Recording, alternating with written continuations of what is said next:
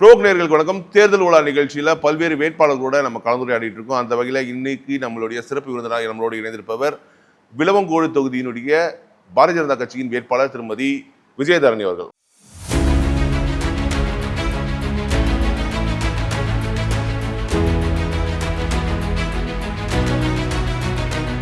திமுக ஆட்சியில் ஆதிராவிட துறையின் நிதிகள் வேற துறைகளுக்கு மாற்றப்பட்டு ஆதிராவிட மக்களுக்கு சென்றடையாமல் தடுக்கப்படுகிறது.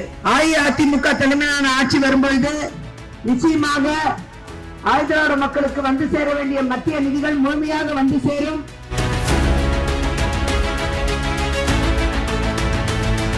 என்ன சொல்றாங்க மக்கள்? கள நிலவரம் எப்படி இருக்கு? மக்கள் அவர்களுடைய சொந்த வீட்டில் ஒருவராக பார்க்கிறாங்க. அப்படிதான் பழகி இருக்கேன் நான். என்கிட்ட நேரம் பேச முடியும். என்கிட்ட போன்ல முக்காவாசி பேர் 99% இந்த தொகுதியில எல்லாத்தையும் என் போன் நம்பர் இருக்கும். ஒரு சின்ன டிராபிக் வயலேஷன் கேஸ் கூட என்னதான் கூப்பிடுவாங்க.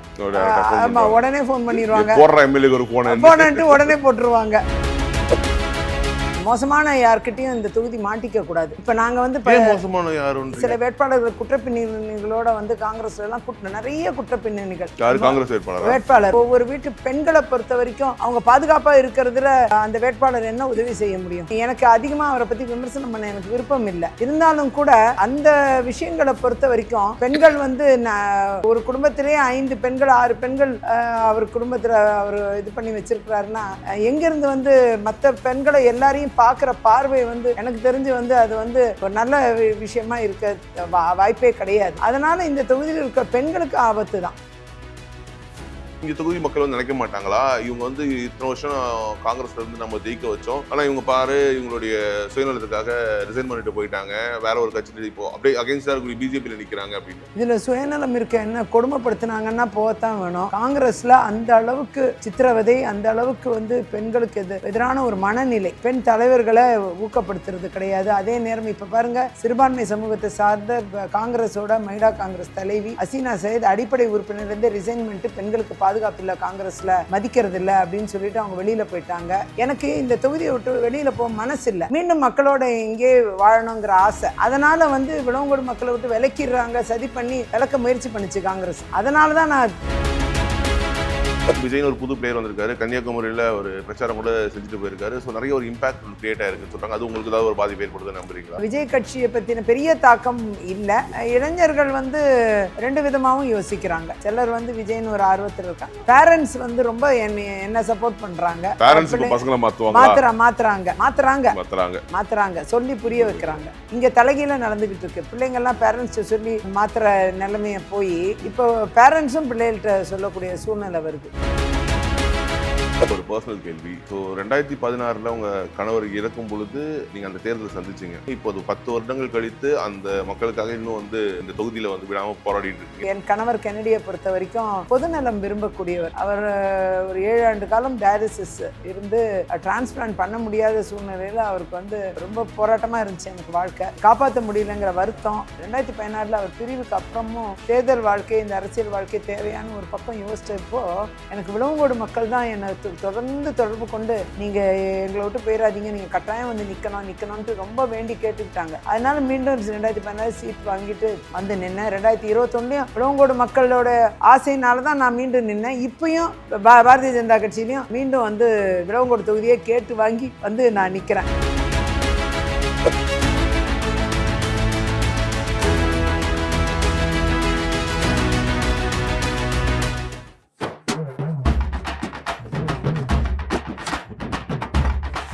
வணக்கம் மேம். வணக்கம். தேர்தல் பணியில எப்படி போயிட்டு இருக்கு? பிரச்சாரம் எப்படி போயிட்டு இருக்கு? சிறப்பா நடந்துகிட்டு இருக்கு. மக்களுடைய வரவேற்பு அமோகமா இருக்கு. நீங்க வர வழியில நீங்களே பார்த்திருப்பீங்க. நல்ல வரவேற்பு. மக்கள் அப்படியே உங்களுக்கு வாக் பண்ணி கூட்டு அந்த கெட்டப்லயே அந்த பைய துண்டுன்னு எல்லாம் இதோடய தான் சுத்திட்டு இருக்கோம். ரொம்ப தீவிர பரப்புரை பிரச்சாரம். என்ன சொல்றாங்க மக்கள்? கள நிலவரம் எப்படி இருக்கு? கள நிலவரம் சிறப்பா இருக்கு. அவங்க பழக்கப்பட்ட ஒரு நபர். நான் 15 ஆண்டு காலம் மக்களோடு இணைந்து பயணிச்சிருக்கேன். அவங்களோட குரலாக சட்டமன்றத்தை தொடர்ந்து ஒழிச்சிருக்கேன். மக்களின் பிரச்சனைகளை அதிகமாக பேசின நபர். அவங்களுக்கு நல்லா தெரியும், நிறைய வளர்ச்சி திட்டங்கள் கொண்டு வந்திருக்கேன். 1000 கோடிக்கு மேல் நிதிகள் பெற்று வளர்ச்சி திட்டங்களை விளவங்கோடு தொகுதி கொண்டு சேர்த்துருக்கிறேன். அது எத்தனையோ பாலங்கள், சாலைகள் என்று நிறைய பணிகள். அப்படி குறிப்பிட்டு உங்களுக்கு சொல்லணும்னா குழித்துறை நகராட்சியில் 23 கோடிக்கு உயர்மட்ட டேங்குகள், அதெல்லாம் வழங்கு குழாய்களை 40 வருஷமாக மாற்றாமல் இருந்தது. அது எல்லாத்தையும் மாற்றி அமைச்சேன். அது மாதிரி மார்த்தாண்டம் சந்தை 23 கோடி நிதிகள் பெற்று அது நடைமுறைப்படுத்த இப்போ முடிவுக்கு வந்திருக்கு. திடக்கழிவு மேலாண்மை மறுசீரமைப்பு அதுக்கு நிதிகள் பெற்று அது செஞ்சுருக்கேன். Marthandam bus stand, Kaliyakkavilai bus stand 8 கோடி நிதிகள் பெற்று அது நடைமுறைக்கு வர உள்ளது. அது மாதிரி காய்கறி சந்தை ஒரு 3 கோடியில் நிறைவேற்றி தந்திருக்கேன். மீன் சந்தை அதை கூரை அமைப்பது, இன்னும் திக்குறிச்சி வல்லக்கடவு பயணம் பாலம் 10 கோடி ரூபாய் நிதியில் அம்மையார் ஜெயலலிதா உயிரோடு இருந்தப்போ திறப்பு விழா பண்ணாங்க. எதிர்க்கட்சி வரிசையிலிருந்து நிறைய நிதிகள் பெற்று இந்த பணிகளெல்லாம் நிறைய நடைபெற்றிருக்கு. கடையால்மூடு பகுதிகளில் கட்டுவா, அணைமுகம், ஆணைக்குளம் போன்ற நிறைய பாலங்களை கட்டி கொடுத்தேன். அதே மாதிரி நிறைய ஹைமேக்ஸ் லைட்டுகள், மின்சாரம் இல்லாத பகுதிகளெல்லாம் பெரிய பெரிய உயிர்மின் கோபுர சோலார் லைட்டுகள், அது மாதிரி ஸ்கூல்களில் ஸ்மார்ட் கிளாஸ் ரூம்ஸு, அதெல்லாம் இன்றைக்கி பிள்ளைங்க ரொம்ப என்ஜாய் பண்ணுறாங்க, ரொம்ப ஹாப்பியாக ஃபீல் பண்ணுறாங்க. அவங்களோட மனநிலை ரொம்ப நல்லா இருக்குது. அது மாதிரி நிறைய விஷயங்கள் கொண்டு சேர்த்துருக்குறேன். அதனால் மக்கள் என்னை ஏற்றுக்கொண்டவர்களாக ரொம்ப அவர்களுடைய சொந்த வீட்டில் ஒருவராக பார்க்குறாங்க. அப்படி தான் பழகியிருக்கேன் நான். என்னை ஈஸியாக அணுக முடியும், என்கிட்ட நேராக பேச முடியும். என்கிட்ட ஃபோனில் முக்கால்வாசி பேர் 99% இந்த தொகுதியில் எல்லாட்டையும் என் ஃபோன் நம்பர் இருக்கும். எனக்கு ஃபாராக இருக்கிறவங்கள்ட்டையும் ஃபோன் நம்பர் இருக்கும், அகேன்ஸ்டாக இருக்கிறவங்கள்ட்டையும் இருக்கும் ஃபோன் நம்பர். ஆனால் உதவின்னு வந்துட்டா உடனே ஒரு சின்ன டிராஃபிக் வயலேஷன் கேஸு கூட என்ன தான் கூப்பிடுவாங்க. ஆமாம், உடனே ஃபோன் பண்ணிடுவாங்க, போனன்ட்டு உடனே போட்டுருவாங்க. அது மாதிரி எந்த பெரிய பிரச்சனையாக இருந்தாலும் உடனே என்ன தான் கூப்பிடுவாங்க. அது மாதிரி பாரபட்சம் இல்லாமல், ஜாதி மத பேதமின்றி, கட்சி மாட்சியங்களின்றி மக்கள் எல்லாருமே என்னோட தொடர்பில் இருக்கிறாங்க. அதனால் எனக்கு விளங்கோடு தொகுதி மக்கள் ஆதரவு என்பது நல்லா இருக்குது. நிச்சயமாக வெற்றி பெற செய்வாங்க. என்ன ஒன்று சின்ன மாறி இருக்குது, அதை மட்டும் நான் புரிய வச்சேன். அதுதான் இங்கே ஒரு முக்கியமான ஃபேக்டராக கேட்கணும்னு நான் நினைக்கிறேன். ஏன்னா 13 வருஷம் நீங்கள் எம்எல்ஏவாக இருந்திருக்கீங்க, 3 தேர்தல் கன்சிக்யூட்டிவாக ஜெயிச்சிருக்கீங்க, 2011லேருந்து 21 வரைக்கும். அது எல்லாமே காங்கிரஸில் கைச்சனத்தில் போட்டிட்டு. ஆனால் இன்னைக்கு இங்கே தொகுதி மக்கள் நினைக்க மாட்டாங்களா, இவங்க இத்தனை வருஷம் காங்கிரஸ்ல இருந்து நம்ம ஜெயிக்க வச்சோம், ஆனால் இவங்க பாரு இவங்களுடைய சுயநலத்துக்காக ரிசைன் பண்ணிட்டு போயிட்டாங்க, வேற ஒரு கட்சியில் இப்போ அப்படியே அகேன்ஸ்டாக இருக்கக்கூடிய பிஜேபியில் நிற்கிறாங்க அப்படின்னு. இதில் சுயநலம் இருக்க என்ன, கொடுமைப்படுத்தினாங்கன்னா போகத்தான் வேணும்.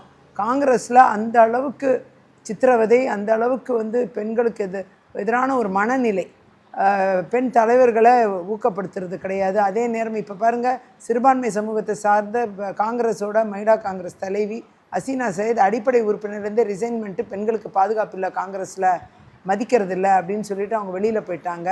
அப்படிப்பட்ட ஒரு சூழ்நிலை. அதே மாதிரி பாரதிய ஜனதா கட்சியை பொறுத்தவரை பெண்களுக்கு ஒரு முக்கியத்துவம் தருகிறார்கள்.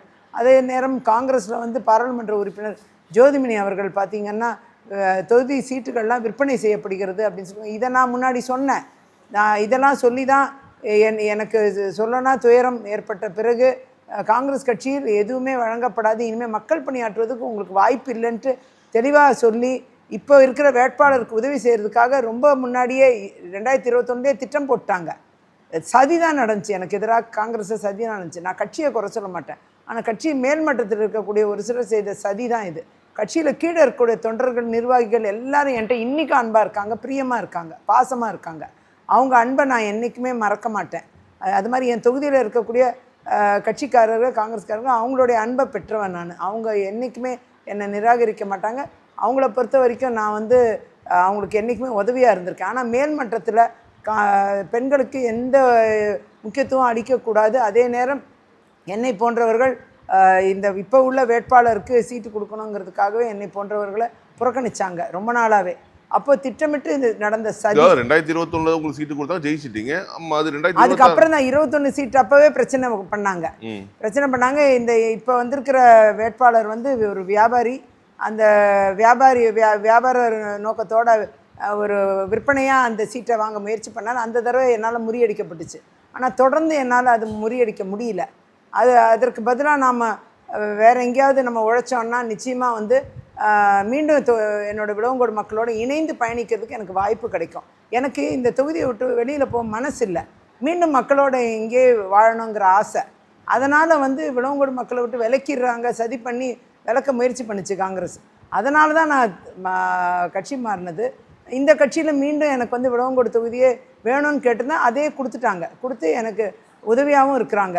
நிச்சயமாக மக்கள் இதை புரிஞ்சுக்கணும்னு நான் நினைக்கிறேன். இந்த கட்சி மாறுறதெல்லாம் அது அது அதை ஒரு விஷயமா நினைக்க வேண்டாம். நான் எப்பயுமே உங்கள் விஜயதரணி தான், உங்களோட சகோதரி தான். நான் மக்களை விட்டு விலகவே இல்லை.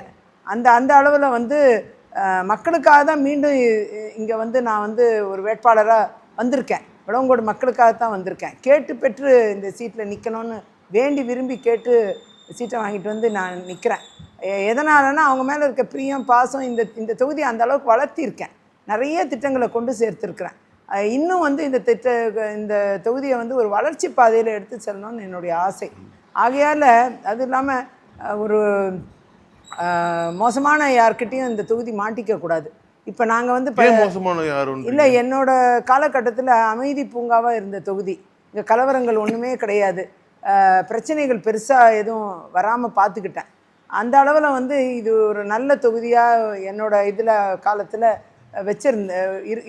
இருக்க முடிஞ்சது. ஆனால் வந்து இப்போ சில வேட்பாளர்கள் குற்றப்பின்னணிகளோட வந்து காங்கிரஸ்லாம் நிறைய குற்றப்பின்னணிகள். காங்கிரஸ் வேட்பாளர் 30க்கும் மேற்பட்ட வழக்குகள் இருக்குது. அதுலலாம் வந்து கன்விக்ட் ஆகிறதுக்கு கூட சான்ஸ் இருக்குது. அதுவும் பார்த்தீங்கன்னா முக்கால்வாசி கேஸ் வந்து அசால்ட்டும் அட்டெம்ப்ட் மர்டர் கேஸ் தான். அந்த மாதிரி துன்புறுத்தக்கூடிய ஒரு நபராக தான் நிறைய வழக்குகளில் பார்க்க முடிகிறது. பின்னணி அப்படி தான் இருக்குது, குற்ற பின்னணி சிவியராக இருக்குது. இதெல்லாம் வந்து நம்ம மக்களை பாதிச்சிடக்கூடாது, நம்ம விளவங்கோடு மக்களை வந்து தாக்கிடக்கூடாது இதெல்லாம். ஆகையால் குற்றமிட பின்னணியிலிருந்து கன்விக்ஷன் ஆனால் தகுதி நீக்கம் வரும். தேவையில்லாமல் ஒரு விளவங்கோடு தொகுதியில் மீண்டும் ஒரு சூழ்நிலை வரக்கூடிய இது ஏற்படும். அதெல்லாம் தவிர்க்கலாம். ஆகையால் அது இல்லாமல் தனிநபர் வாழ்க்கையிலும் ஒரு ஒழுக்கம் இல்லாத ஒரு சூழ்நிலை. அதனால் என்னென்னா பெண்களுக்கு ஒரு பாதுகாப்புங்கிறது ரொம்ப முக்கியம். ஏன் அப்படி சொல்றீங்க? ஆமாம், தனிநபர் வாழ்க்கையில் ஒழுக்கம் இல்லைன்னா நிச்சயமாக ஒவ்வொரு வீட்டு பெண்களை பொறுத்த வரைக்கும் அவங்க பாதுகாப்பாக இருக்கிறதுல அந்த வேட்பாளர் என்ன உதவி செய்ய முடியும்? நிச்சயமாக வந்து ஒரு ஆபத்து இருக்கிறது தென்படுகிறது இல்லையா? அதனால் கட்டாயமாக அவரோட வாழ்க்கையில் உள்ள தனிநபர் வாழ்க்கையிலேயே அவர் சரியா இல்லையே. எனக்கு அதிகமாக அவரை பற்றி விமர்சனம் பண்ண எனக்கு விருப்பம் இல்லை.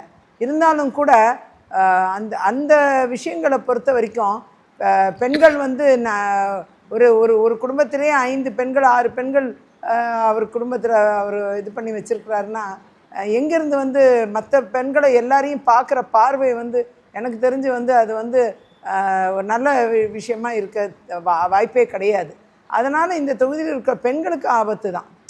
ஒழுக்கம்ங்கிறது ரொம்ப தேவை. இது மாதிரி எம்எல்ஏ எம்பி இதெல்லாம் நம்ம வரும்பொழுது நம்மளுடைய பின்னணி வந்து ஒரு ஒழுக்கமான பின்னணியாக இருந்தால் தான் நாம் ஒரு முன்னுதாரணமாக இருப்போம் ஒரு பக்கம். இன்னொரு பக்கம் நம்மளை நம்பி வருகிற மக்களுக்கு வந்து நாம் எந்த அச்சுறுத்தலாகவும் இருக்கக்கூடாது. நம்மளுடைய ஒழுக்கம் வந்து அவங்களுக்கு இன்னும் வந்து நம்பிக்கையை ஏற்படுத்தணும் நம்ம மேலே. அது இல்லாத நபர்களுக்கு வாக்களிக்கிறதுனால நிச்சயமாக வந்து இந்த தொகுதிக்கு ஒரு ஆபத்து ஏற்படும். அதை வந்து மக்கள் தவிர்க்கணும். குற்றப்பின்னணிகள் இருப்பதுனால மீண்டும் ஒரு சங்கடம் இந்த தொகுதிக்கு வந்துடக்கூடாது. அதனாலையும் இதெல்லாம் தவிர்க்கணும். அது மாதிரி ஆட்சிக்கு வராத கட்சிகள்லாம் கூட நிற்கிறாங்க. அவங்களாம் கூட வேட்பாளர்களை விட்டுருக்காங்க. அவங்க ஆட்சிக்கே வர முடியாது. அவங்க எந்த கூட்டணி, தமிழ்நாட்டில் கூட்டணி வச்சா தான் ஆட்சிக்கு வர முடியும். என்டிகே அவங்கலாம் வந்து ஆட்சிக்கே வர முடியாத கட்சிகள். அவங்க வேட்பாளர்களுக்கு வாக்களிக்கிறதுனால இங்கே எந்த பிரயோஜனமும் இல்லை. ஆகையால் வந்து விஜயதரணிக்கு உங்கள் சகோதரி நீங்கள் அவங்களுக்கு வாக்களிக்கிறதுனால தான், எனக்கு வாக்களிக்கிறதுனால நிச்சயமாக இங்கே வளர்ச்சி பாதைங்கிறது கட்டாயிடாமல் தொடரும். இங்கே வந்து சிறுபான்மை மக்களுடைய, அதாவது குறிப்பாக கிறிஸ்தவ நாடார்களுடைய ஓட்டுகள் வந்து அதிகம். இந்த விளவங்கோடு தொகுதியை பொறுத்த வரைக்கும் இந்து நாடார்களாம் ஒரு கணிசமான பகுதியாக இருக்காங்க. இன்னொரு பக்கம் நாயர்கள் இருக்காங்க. இப்படி ஒரு சமூகம் சார்ந்த ஒரு ஓட் பேங்க் அப்படிங்கிறது இருக்கு இல்லையா? அது வந்து காங்கிரஸ் கட்சிக்கு கன்சல்டேட் போகிறதுக்கு நிறைய சான்சஸ் இருக்கு இல்லையா? இல்லை, அது வந்து சமூகம் சார்ந்த பார்வை இருந்தாலும் மக்கள் வந்து சமூகம் சார்ந்த பார்வை என்கிட்ட இல்லை. நான் வேட்பாளராக இருக்கும்போது அவங்க கட்சி பார்க்கல, மதம் பார்க்கல, ஜாதி பார்க்கல, எதையும் பார்க்கல. அதெல்லாம் பார்க்காம என்னை வந்து மக்கள் பணி ஆற்றுவாங்கங்கிற ஒரே குறிக்கோள். வக்கீல், வழக்கறிஞர், நமக்காக போராடக்கூடிய இடத்துல இருக்காங்க. சட்டமன்ற உறுப்பினராக இது தொடர்ந்து விளவங்கோடு தொகுதிக்காக குரல் கொடுத்த நபர். அப்படிலாம் பார்க்கும் பொழுது மக்கள் என்ன நினைக்கிறாங்கன்னா, இப்படிப்பட்ட நபர்களை கொண்டு வந்தால் தான் தொகுதி பாதுகாப்பாக இருக்கும், வளர்ச்சி அடையும். அதை பார்க்குறாங்க. அது ஜாதி மத பேதமின்றி கட்சி மாற்றின்றி என்ன பார்க்குறாங்க. நீங்க இல்லாத ஒரு 2 வருஷம் இப்போ போயிருக்கு இல்லையா? அதை தான் அவங்க கண்டுபிடிச்சிட்டாங்க. அந்த நான் இல்லாத அந்த 2 வருஷத்தில் எந்த வளர்ச்சி பணியும் நடக்கலை ஒரு பக்கம். இன்னொரு பக்கம் எந்த பிரச்சனைக்கும் தீர்வுன்னு அந்த நான் உறுப்பினர்கிட்ட போனால், எம்எல்ஏட்ட போனால் பதில் கிடைக்கல. அதனால் எனக்கும் அவங்களுக்குமான ஒரு கம்பேரிசன் பார்த்துட்டாங்க. இப்போ வந்து எனக்கும் பிற வேட்பாளருக்குமான கம்பேரிசனை பார்க்குறாங்க. அதில் பார்க்கும்போது எடை தூக்கி பார்க்கும்போது முக்கியத்துவம் வருது, வேட்பாளராக ஒரு முக்கியத்துவம் வருது. அதனால் நிச்சயமாக கட்சி மாற்றங்களின்றி ஜாதி மத பேதமின்றி மற்ற விஷயங்களை பற்றி யோசிக்காமல் வேட்பாளர் மட்டுமே சிந்தனையில் கொண்டு வாக்களிக்கிறதுக்கான சாத்தியக்கூறுகள் அதிகமாக இருக்குது. இன்னைக்கு ஒரு பெரிய தாக்கம், விஜய்னு ஒரு புது பிளேயர் வந்திருக்காரு, கன்னியாகுமரியில் ஒரு பிரச்சாரம் கூட செஞ்சுட்டு போயிருக்காரு. ஸோ நிறைய ஒரு இம்பாக்ட் கிரியேட் ஆயிருக்குன்னு சொல்கிறாங்க. அது உங்களுக்கு ஏதாவது ஒரு பாதிப்பு ஏற்படுதுன்னு நம்புறீங்களா? இல்லை, பெரிய பாதிப்பு இந்த தொகுதியில் இருக்க வாய்ப்பு இல்லை. ஏன்னா இளைஞர்களுக்கு புரியுது, ஒரு விஜய் வந்து நின்னா அது வேறு விஷயமா இருக்கும். ஆனால் விஜய் எல்லா தொகுதியிலையும் நிற்க முடியாது. அதனால் தனியாக அந்த வேட்பாளரையும் பார்க்குறாங்க. அது வந்து அந்த மாதிரி ஒரு சூழ்நிலை இருக்குங்க. ஸோ வேட்பாளரை பொறுத்த வரைக்கும் எந்த அளவுக்கு பலனளிக்கும் அப்படிங்கிறதையும் அதையும் ஜட்ஜ் பண்ணுறாங்க. ஸோ விஜய் கட்சியை பற்றின பெரிய தாக்கம் இல்லை. இளைஞர்கள் வந்து ரெண்டு விதமாகவும் யோசிக்கிறாங்க. சிலர் வந்து விஜய்னு ஒரு ஆர்வத்தில் இருக்காங்க. பெரும்பான்மையாக வந்து வளர்ச்சி பாதை அப்படி தான் போகணும் அப்படின்னு நினைக்கிறாங்க. பேரண்ட்ஸ் வந்து ரொம்ப என்ன சப்போர்ட் பண்ணுறாங்க. அதனால் தான் பிள்ளைங்களையும் எல்லா மாத்துறாங்க, சொல்லி புரிய வைக்கிறாங்க. அதனால அது இங்கே தலைகீழ நடந்துகிட்டு இருக்கு. பிள்ளைங்கள்லாம் பேரண்ட்ஸ்ட்டு சொல்லி மாத்துற நிலைமையை போய் இப்போ பேரண்ட்ஸும் பிள்ளைகள்கிட்ட சொல்லக்கூடிய சூழ்நிலை வருது, குறிப்பா இந்த கன்னியாகுமரி மாவட்டம். அதனால எனக்கு வரவேற்பு கொடுத்த நிறைய இளைஞர்கள் நீங்க பார்த்துருப்பீங்க. அவங்கெல்லாம் முதல்ல நிறைய பேர் இருந்தாங்க. அவங்கெல்லாம் முதல்ல டிவிக்கேன்னு சொல்லிட்டு இருந்தவங்க தான் வந்து நமக்கு ஒரு வரவேற்பெல்லாம் கொடுத்து வாழ்த்தெல்லாம் தெரிவித்தாங்க. அது இல்லாமல் குழந்தைங்க வந்து இதில் என்னென்னா, இங்கே நான் முதல்ல சட்டமன்ற உறுப்பினராக வந்தப்போ சின்ன குழந்தைங்களாம் இருந்தாங்க. இப்போ ஸ்கூலில் படிச்சுட்டு இருந்தப்போ என்னை பார்த்துருக்குறாங்க. இப்போ காலேஜ் வரவும் தொடர்ந்து என்னை பார்க்குறாங்க. அதனால் அவங்களுக்கு என்னை தொடர்ந்து ஒரு முகம். அவங்க படித்த ஸ்கூல்ஸில் எல்லாம் நிறைய திட்டங்களை கொடுத்துருக்கேன், எல்லா ஸ்கூல்ஸ்லையும். அதனால் என்னை வந்து நல்லா அம்மா வந்தால் நல்லா பண்ணுவாங்க, மேடம் வந்தால் எல்லா ஒர்க்கும் நல்லா நடக்கும் அப்படின்னு சொல்லிட்டு குழந்தைங்களுக்கு வரைக்கும் புரியுது. ஒரு காலத்தில் குழந்தைங்க ரெக்கமெண்ட் பண்ணாங்க என் நேமை அம்மா அப்பாட்ட. என்னை பார்த்தோன்னா அவங்களுக்கு ஒரு சந்தோஷம் வரும், அதனால ரெக்கமெண்ட் பண்ணுவாங்க. இப்போ வந்து சில இளைஞர்கள் தான் கொஞ்சம் இங்கே அப்படி இருக்குது.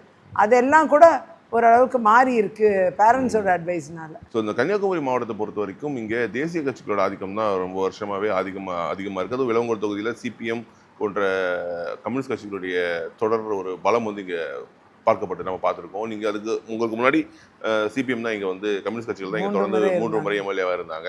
ஸோ ஏன் இந்த ஒரு மாவட்டத்தில் மட்டும் இப்படி ஒரு தகைனா, தமிழ்நாட்டில் பொறுத்த வரைக்கும் மற்ற மாவட்டங்கள் எல்லாத்துலேயுமே திராவிட கட்சிகள் திமுகவுடைய தாக்கம் தான் அதிகமாக இருக்கும். இங்கே மட்டும் ஏன் அப்படின்னு நினைக்கிறீங்க? இந்த மாவட்டம் வந்து கேரளாவிலேருந்து 1956 பிரிந்து தமிழ்நாடோடு தாய் தமிழகத்தோடு இணைந்த ஒரு மாவட்டம். அப்படி கேரளாவோட தாக்கம் என்பது கொஞ்சம் இருக்கிற மாவட்டம். அதனால் கம்யூனிஸ்ட் கட்சிகளோ கொஞ்சம் கோலோச்சுனாங்க. ஆனால் இப்போ வந்து அந்த அளவுக்கு கம்யூனிஸ்ட் கட்சியின் பிடி என்பது இல்லை. என்னை போன்றவர்கள் வந்து கம்யூனிஸ்ட் கிட்டேருந்து தான் வென்றெடுத்தேன். கம்யூனிஸ்ட் தான் எனக்கு எதிராக நின்னாங்க. அவங்கள்ட்டேருந்து வென்றெடுத்த இந்த தொகுதி வந்து தொடர்ந்து 3 முறை நான் வந்து காங்கிரஸ் கட்சியை பெரிய பலமிக்க கட்சியாக இந்த தொகுதியில் மாற்றியதும் நான் தான். ஆனால் இப்போ வந்து வேட்பாளர் மிக மோசமான வேட்பாளர். அது மட்டும் இல்லை, அது விற்பனையான பொருளாக தொகுதியை வந்து விற்பனை செய்து விட்டார்கள். அதனால் காங்கிரஸ்காரர்கள் மத்தியிலும் ஒரு பயங்கர தொய்வு இருக்குது, வருத்தம் இருக்குது. இங்கே இருக்கிற ஒருத்தருக்காக சீட்டு கொடுத்துருக்கலாம், வேறு மாநிலத்திலேருந்து வந்தவங்களுக்கு கொடுக்குறாங்க அப்படிங்கிற வருத்தம் எல்லாம் இருக்குது. காங்கிரஸ்லேயும் இருக்குது. அவர்களோட விருப்பம் நிறைவேறலைங்கிற வருத்தம் இருக்குது அவங்களுக்கு. இப்போ திமுகலேருந்து என்ன சொல்கிறாங்கன்றது, இது வந்து என்டிஏவுக்கும் டெல்லிக்கும் தமிழ்நாட்டுக்குமான தேர்தல், தமிழ்நாடு அணி வெளில போதா இல்லை டெல்லி அணி வெளில போதான்ற மாதிரியான நரேட்டிவ்லாம் செட் பண்ணி பேசிட்டு இருக்காங்க. பார்த்து தான் வந்து பிரச்சாரமாக பண்ணிட்டு இருக்காங்க. ப்ளஸ் பிரதமர் இங்கே எத்தனை வாட்டி வராரோ அது வந்து எங்களுக்கு தான் வந்து அது வந்து அட்வான்டேஜ், ஒரு எலெக்ஷன் மட்டும் இங்கே வந்துட்டு போகிறது எங்களுக்கு வந்து ஒரு அட்வான்டேஜ் அப்படின்ற மாதிரி பேசுகிறாங்க. ஸோ இது எல்லாமே தேர்தல் முடிஞ்சு ரிசல்ட் வர்ற அன்னைக்கு தலைகீழ மாறப்போகுதுன்னு அவங்களுக்குலாம் தெரியல. இந்த பேச்செல்லாம் அவங்களே மாற்றிக்க வேண்டிய கட்டாயத்தில் இருப்பாங்க. ஏன்னா தேசிய ஜனநாயக கூட்டணி, அதிமுக தலைமையிலான இந்த கூட்டணி ஒரு பெரிய எட்ஜை கிராஸ் பண்ணி பெரிய லீடை எடுத்து போய்கிட்டு இருக்கு. இது வந்து சைலண்டாக நடந்துக்கிட்டு இருக்கு. இது நிச்சயமாக வந்து இந்த கூட்டணி ஆட்சி அமைக்கக்கூடிய சூழ்நிலையில் அதிமுக ஆட்சி அமைகிற சூழ்நிலை ஏற்படும். கருத்து கணிப்புகளும் அப்படி தான் வந்துக்கிட்டு இருக்கு ஓரளவுக்கு. ஆகையால் திமுகவோட இந்த பொய் பிரச்சாரம், பொய் பரப்புரை, இந்தியை திணிக்கிறாங்கிற ஒரு பொய் பரப்புரை, அவங்களோட சொந்த வீட்டில் அவங்க வீட்டு குடும்பம் நடத்துகிற சன்ஷைன் ஸ்கூலில் ஹிந்திங்கிற பாடமாக இருக்குது. ஆனால் நம்ம குழந்தைங்க ஹிந்தி படிக்கக்கூடாது, பிற மொழிகள்லாம் படிக்கக்கூடாது. நம்ம புவர் சில்ட்ரனு இலவச கல்வி கற்கக்கூடிய குழந்தைகளுக்கு மட்டும் நல்ல படிப்பை கொடுக்கக்கூடாது. இதுதான் திமுகவோட திட்டம். அவங்க குடும்பத்தை சார்ந்தவங்க மட்டும் சம்பாதிக்கலாம், இந்த மாதிரி கல்வியெல்லாம் நல்ல உயர்ந்த கல்வியெல்லாம் படிக்கலாம். ஆனால் நமக்கு அது அவகாசப்படாமல் இருக்கிறதுக்கு வச்சிருக்கிற காரணம் வந்து அவங்க வந்து இந்த குண்டுச்சட்டியிலே குதிரை ஓட்டி நம்ம மக்கள் வந்து இங்கே இருந்து இவங்க பொய் பரப்புரையை நம்பிக்கிட்டு இவங்களுக்கு ஓட்டு போட்டுக்கிட்டு இவங்க தொடர்ந்து வரணுங்கிறது இவங்களோட ஆசை. அதில் சம்பாதிக்கணும், ஊழல் காசில் நல்லா திளைத்தோங்கணும், குடும்பங்கள் மட்டும் அவங்க குடும்ப கட்சி குடும்பங்கள் மட்டும் நல்லா இருக்கணும் அவங்க குடும்பம் அப்படிங்கிற ஒரு அஜெண்டா அவங்களுக்கு இருக்குது. அதனால் வந்து தொடர்ந்து வந்து இந்த விஷயத்தை வந்து நம்முடைய மக்களுக்கு புறக்கணிக்கிறாங்க. அதுதான் இது அடிப்படை. இது மக்கள் இதை புரிஞ்சுக்கணும்னு நான் நினைக்கிறேன். இப்போ வர வர எல்லாரும் புரிஞ்சுக்கிறாங்க. அதனால் ஒரு மாற்றம் என்பது உறுதி செய்யப்பட்டதாக பார்க்குறேன் நான். நிச்சயமாக மிகப்பெரிய மாற்றம் தமிழ்நாட்டில் இருக்குது. பிரதமர் அவர்கள் வந்து செல்வதற்கு மிகப்பெரிய வரவேற்பு இருக்குது தமிழ்நாட்டில். பிரதமர் இந்த உலகத்துக்கே ஒரு முன்மாதிரி தலைவராக இருக்கிறார்.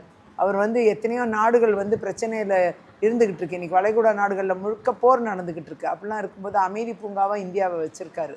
அப்படியே இந்திய நாட்டில் எந்த பெட்ரோல் விலை டீசல் விலை ஏறுதுன்ட்டு திமுக பயமுறுத்தினாங்க.